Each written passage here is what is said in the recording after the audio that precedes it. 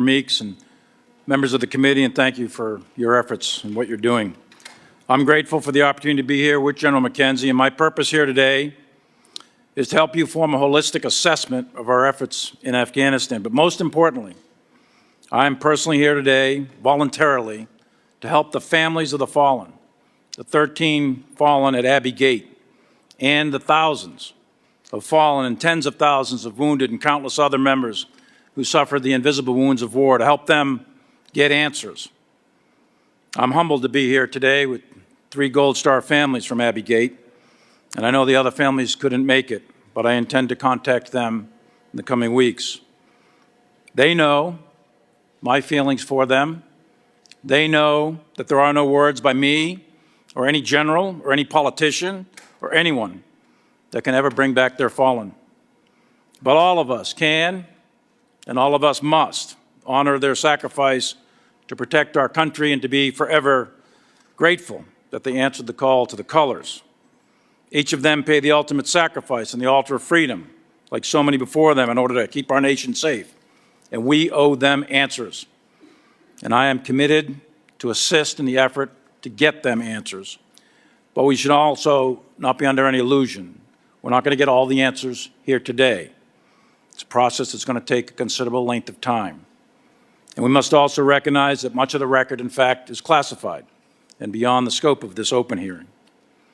So over 2 decades, between 2001 and 2021, about 800,000 of us in uniform in the United States military served in Afghanistan, and thousands of others from many agencies in our government. Of those, 2,461 soldiers, sailors, airmen, and Marines gave their lives. Almost 30,000 more were wounded in action, and countless others suffered those invisible wounds. And that includes the 13 from Abbey Gate. We must always honor all of their sacrifice, each of them, over 2 decades of fighting the Taliban, bringing Osama bin Laden to justice, and ultimately protecting the American homeland. We lost over 200 U.S. and international troops and many more wounded in action in units that were under my direct command in several tours and multiple years of combat in both Iraq and Afghanistan. And every commander who's ever served in combat knows that we personally issued the orders that gave the task, the purpose, the place, and the time of that soldier's death or wounds. And we also know it was the enemy that killed or wounded them. Combat's an unforgiving environment, and those of us who have served in the brutality of ground combat live with that dark reality every day and every night. And we'll live with that for the rest of the days of our lives. There's no military leader who's lost troops in combat who does not know that feeling. So this is personal to me. And I will do everything in my power to ensure that these families and all of our veterans and families know the truth and have the answers. At the peak of our military commitment in 2011, the United States had just over 100,000, or just under 100,000 troops and about 20,000 DoD contractors. That same year, the United States began to steadily draw down troops, close bases, and retrograde equipment. Nothing we're going to discuss today happened overnight. It was a process of withdrawal that spanned a decade. The outcome in Afghanistan was the cumulative effect of many decisions over many years of war.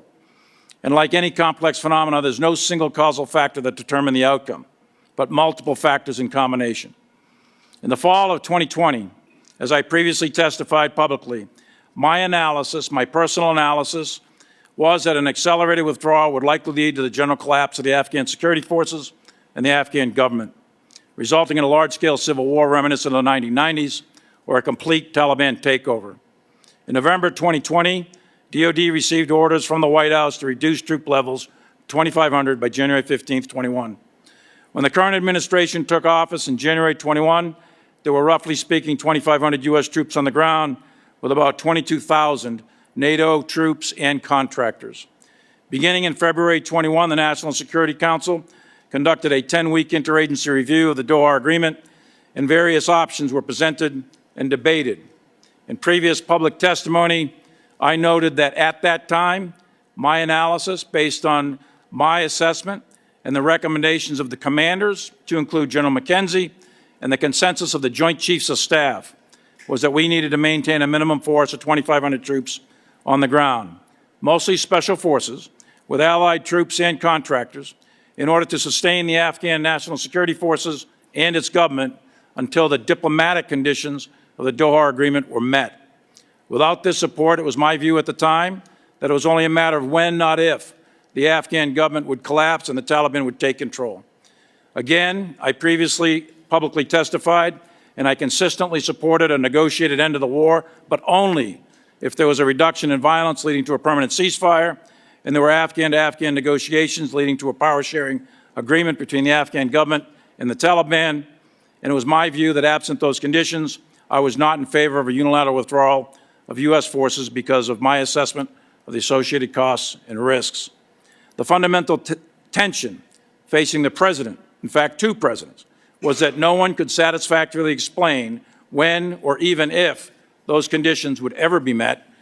And if we stayed indefinitely, then open war would likely begin with the Taliban again, with increased risk of additional casualties. On 14 April 21, President Biden made the formal announcement of his decision to honor the Doha Agreement with a military withdrawal while maintaining a continued diplomatic presence. The Department of Defense understood that our mission was to conduct a retrograde of the remaining U.S. military forces and equipment while leaving a small contingent to defend the American embassy while diplomatic outcomes were negotiated. On 14 August, the non-combatant evacuation operation decision was made by the Department of State, and the U.S. military alerted, marshaled, mobilized, and rapidly deployed faster than any military in the world could ever do. It is my assessment that that decision came too late. The deploying forces quickly took operational control of the airport with significant elements of the 82nd Airborne Division, Marines, National Guard, and Special Forces, along with our CIA partners and selected NATO forces. Additionally, we set up multiple bases to process evacuees in other countries throughout the Middle East, Europe, and CONUS. In short, the United States military performed one of the most incredible evacuations under pressure in recorded history in an extremely difficult, dynamic, and dangerous environment. That performance is due to the individual bravery, competence, and compassion of every private to general who had any role in this NEO. At the end of 20 years, we, the military, helped build an army, a state, but we could not forge a nation. The enemy occupied Kabul, the overthrow of the government occurred, and the military we supported for 2 decades faded away. That is a strategic failure. But the military also provided hope for 20 years to the Afghan people. We provided unprecedented opportunity to millions. And in the final days, we gave 130,000 people their lives and freedom at very high cost. And most importantly, we protected the United States from terrorist attack from Afghanistan, which was our original mission, and that mission continues today. There are many lessons to be learned from 20 years of war and the 10-year drawdown of forces and the final evacuation. And Mr. Chairman, I have a lengthier paper for a written testimony that I would like to submit for the record with your permission. Without objection, so ordered. To the American people, the most important lesson, I think, to learn is that your troops, the United States military, from private to general, did all that bravery and duty could ever do. Your military defended you successfully for 20 years and continues to do that. And for that, every American should be eternally grateful. To all the veterans of Afghanistan, hold your heads high, and I know there are several in the room today. Know that you did your duty. Each of you did what your country asked of you under extreme circumstances. Many of you, like Congressman Mass, lost limbs and were grievously wounded. And you did it selflessly with professionalism, courage, compassion, and with great sacrifice. And finally, to the Gold Star families that are here with us today and those that couldn't make it, there's nothing that I can say or do that's going to fill that gaping hole in your heart.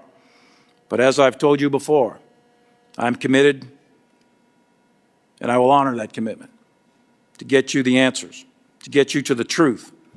And I will personally, and I know everyone else will as well, honor your sacrifice and the sacrifice of your loved one. Thank you, Mr. Chairman. I look forward to your questions. Thank you, General Milley. I now recognize General McKenzie for his opening statement. Chairman, thank you, and I'd like to ask that this opening statement microphone. be submitted for the record. Got it. I'd like to ask that this opening statement be submitted for the record. Without objection, so ordered.